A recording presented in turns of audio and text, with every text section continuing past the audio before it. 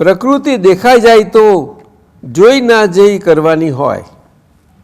જ્ઞાન શું કહે છે કે અજાણપણે જાણવાનું.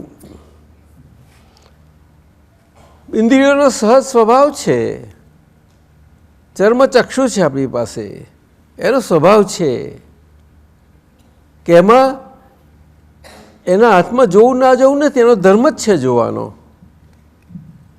અને એમાં બહાર જે દેખાય પ્રકૃતિ દેખાય, અને પ્રકૃતિ દેખાય આપણે એકબીજા છીએ. તો પ્રકૃતિમાં જે દ્વંદ્વ સ્વભાવવાળી પ્રકૃતિ છે એમાં કોઈને કોઈ પ્રકારે આપણને કોઈ પણ પ્રકૃતિઓ બધી જુદી જુદી દેખાશે દ્વંદ્વ સ્વભાવમાંથી બંનેથી. સમજાયું ને?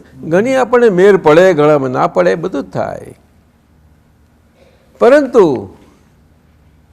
એને જોઈ ના જોઈ કરવાની. અને આપણે આપણા હિતમાં, સ્વહિતમાં આપણે જોઈને અજાણપણે રહેવાનું, જાણીને અજાણપણે રહેવાનું.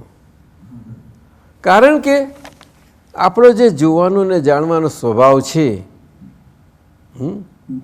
એ સ્વભાવ જ પોતે કહે છે કે આ કેવળ આપણે જોઈએ છીએ કે જાણીએ છીએ.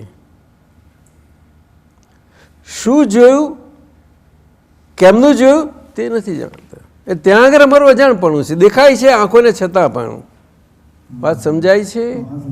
હા.